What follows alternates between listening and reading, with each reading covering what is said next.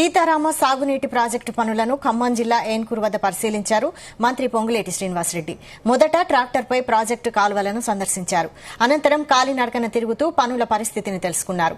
ఈ సందర్భంగా అధికారులకు పలు సూచనలు, సలహాలు చేశారు మంత్రి. ఈ నెల 15న సీఎం రేవంత్ రెడ్డి ప్రాజెక్టును ప్రారంభించనున్నారని తెలిపారు పొంగులేటి.